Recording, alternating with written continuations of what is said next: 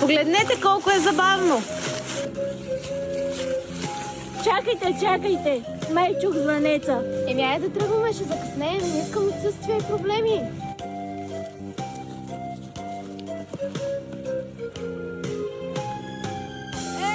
Аз имам бележка!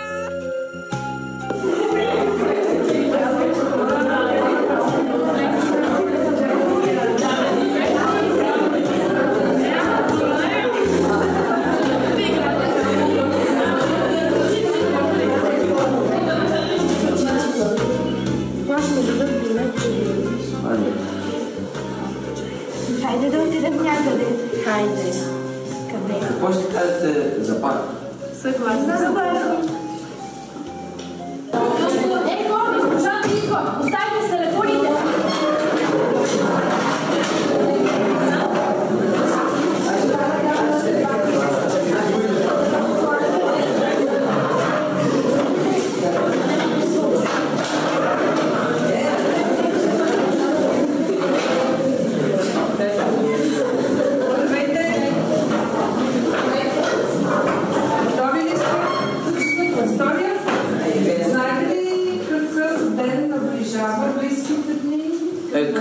Контролно по история. Контролно по история? Не, аз мисля да ви възложа една друга задача. Един проект, който... Нанси, какво държиш? Здравейте, приятели! Пак сме на училище, госпожата ще ни дава контрол. Кажете здравейте, госпожа, на моите последователи.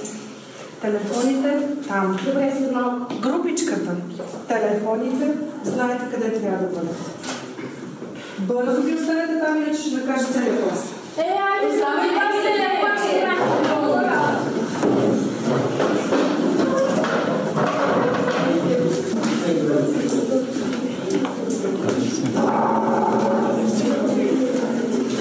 И така, с какво свързвате датата 1 ноември? Какво да означава, че няма да имаме учебни часове? Празник е, ще има много снимки, стойки в Инстаграм, ТикТок и навсякъде.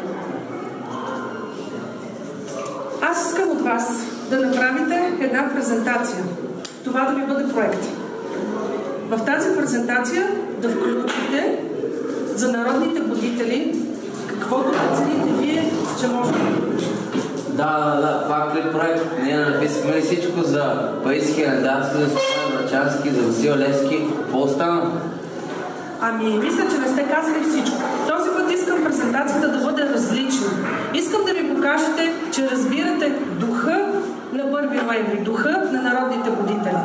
Да покажете кой вас събужда и кого можете вие да будите. Ще възложа този специален проект на вас, групичката. Ще ви оставя една книга, която също е много специална и ще ви помогне, но за целта, за да почувствате духа, трябва да докоснете всички едновременно.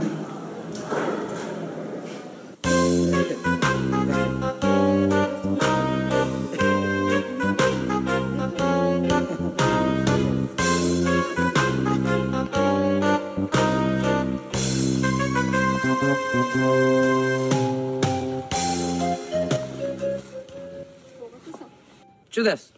Насъдихме се тук, но трябва да покажем духа. Нанси, не е ли по-добре да го изтеглим от някъде, да е по-лесно? Паисий, нали? О, неразумни юроде, нали съм го чувал, нали? Госпожата ни караше да го учим на изуст. Ма те са живели преди 3 века, сега е друг свят. То това е проблемът. Всеки търси най-лесното. Ама будителите са будили народа, а не искат да печелят гледания. Добре де, какво толкова ще открием? Това изглежда като антикварна книга. Сигурен ли си, че не е някой експонат от музея? Тежи? И мирише на история. Дай да снимам за сторито си ретро книга. Не, поне веднъж да не правим нещо за лайкове. Трете да се карате. Нека просто я отворим и да я прочетем. Просто е така. Помните ли какво каза госпожата? Да го направим всички заедно.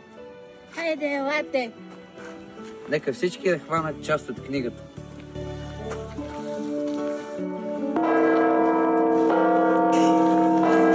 Къде сме? Няма покритие. Как няма покритие? стъпала, да видим на къде водя. Хайде, след мен.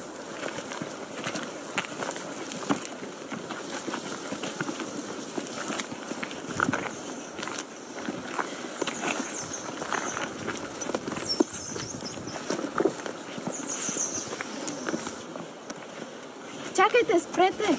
Вижте, вижте.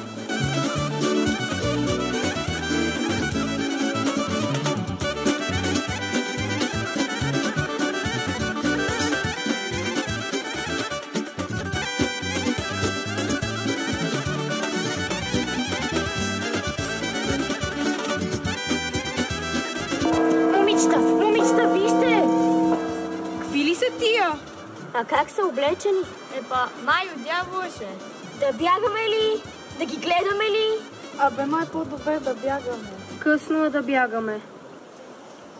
Колко странно са облечени. Чакайте, да си направя селфи с тях. Не. Ама какво е това? Аз ви казах, че е от дявол. Здравейте, момичета. Живо, здраво! Къде сме? Къде се намираме? Кои сте вие?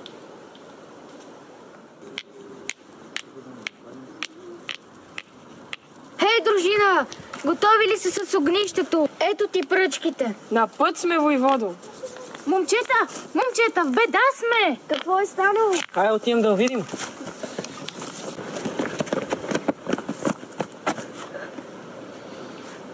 Какви са тези? Ами не знаем! Мисля, че са гости от бъдещето. Нека ги заведем при отец Матей. Къде ли са тези деца Божии? Пак трябва да ги посещам. И без това е време за училище. Чуйте, клепалото бие. Хайде, отецът ни вика. Хайде с нас. Хайде да ги последваме.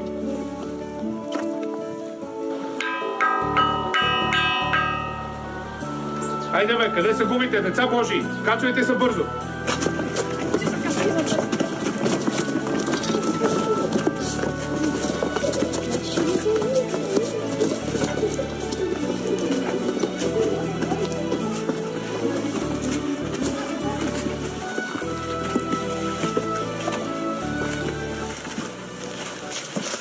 Хайде бе, чеда Божии, къде се губите?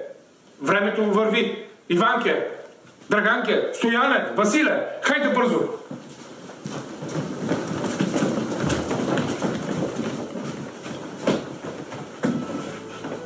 Момчета, вие защо стоите още? Отче Матей, ние не сме сами, има и други гости. Ми покарайте ги да влязат. Божият храм е за всички. Айде, идвайте.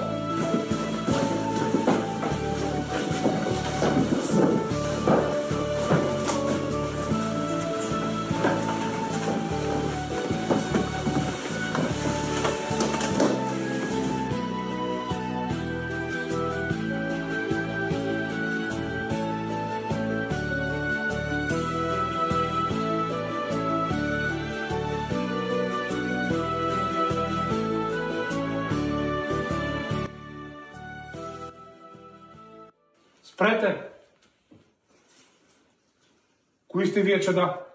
И що за дяволски искри хвърлят ръцете ви?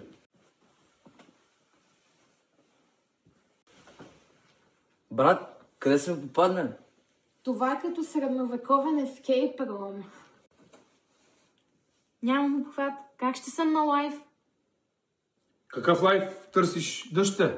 Ние тук преписваме слово. Не го излъчваме. Отче, извинете ни. Ние сме от бъдещето. От България. 3 века напред. България? Значи има още. А как живее народа?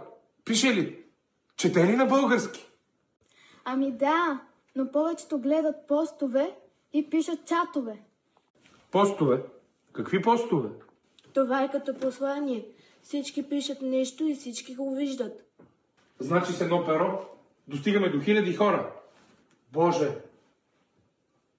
Каква сила! Чеда мои, как постигате това?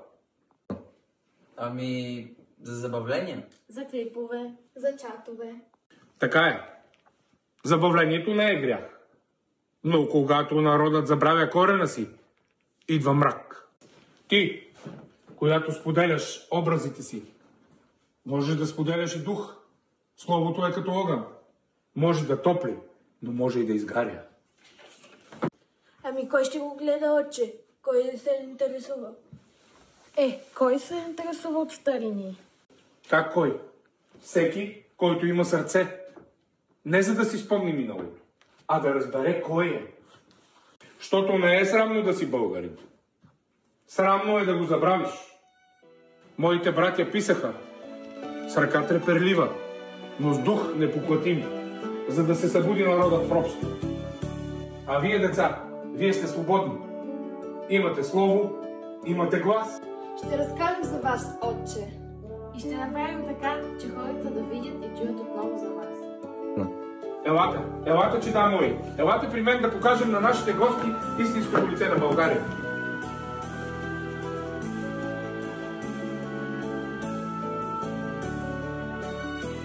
Не за мен говорете. Говорете за България. За словото, което я крепи. Защото народ без памет е като човек без душа. Да пребъде България!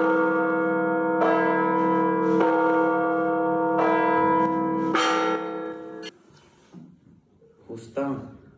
Събудете се. Хора, остана. Къде сме? Мисля, че в училищната библиотека беше като сън.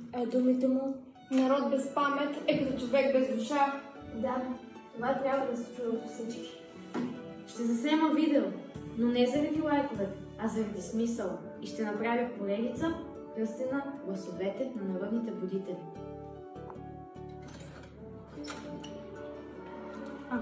Вие тук ли сте били?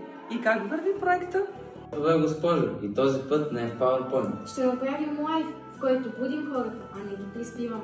И ще покажем, че думите на Париси още палят огън и светят. Родителите ни показаха, че не е важно времето, важно е сърцето.